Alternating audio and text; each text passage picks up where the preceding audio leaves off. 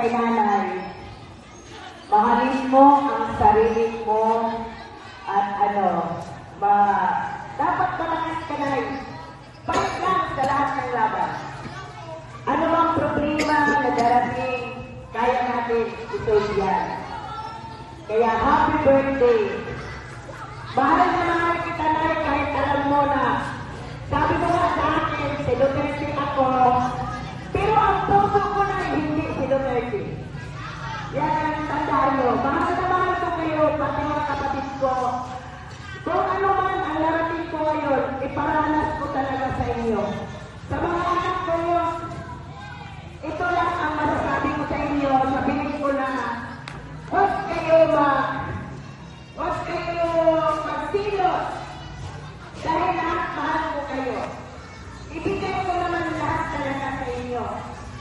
Kaya, sinasabi ni nanay, ipaparanas ko talaga sa kanila yung hindi ni nanay naranasan ang kahirapan noon. Dahil hindi din naman namin naranasan na ganito kung wala dahil ang nanay namin. Dahil yun nga ang sabi ni tatay, kahit wala kami pera, magmahalan kami magkapatid. Hindi daw kami mag-away-away. Kaya sabi niya sa akin, bago yun namatay, Risa, gusto ko, bago ako nawala ng Sabado, umuwi kayo. Kaya si tatay talaga, sabihin ko sa inyo ang totoo, namatay si tatay ng May 21 Sabado yun. Tapos sabi ni tatay, Risa, kailangan umuwi kayo ng Biyernes dahil pagdating sa Sabado, mamatay ako. O totoo yun. Pagdating ng Biyernes, nakikot ko lahat ang mga kapatid ko. Yung isa kong kapatid talaga na bunso, i-share ko lang talaga sa inyo. Ginawan ko ng paraan na makauwi siya para lang sa ilang nanay kay tatay.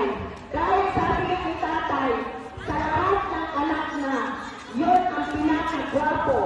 Dahil si nanay, mabuntis si nanay na hindi dito sa Kapitulan. Pag-alis si nanay dito, pumunta ng Cagayan Valley.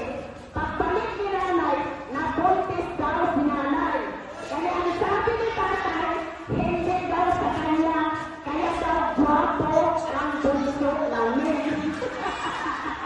Yun ang sabi ni tatay.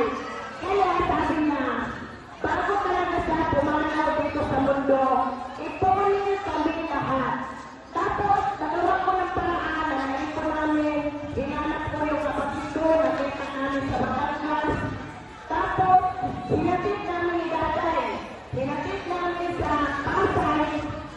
Sabi ng kapatid ko, sige, oo, uuwi ako. Pero pagdating sa Pasay, bababa ako.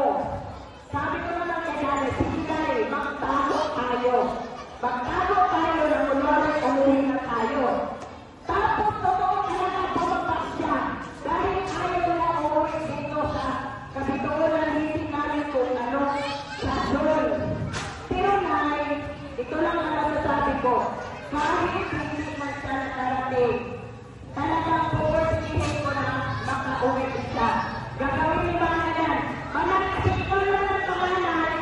Sabi ni nanay, ako ang panganay, ikaw ang hindi. Hindi yun totoo. Hindi ako ang panganay sila. Kaya salamat sa lahat sa pumunta dito. Lalo na sa mga kamag-anak namin. Hindi ko na kayo isa-isahin, lalo na yung tumulong. Salamat talaga.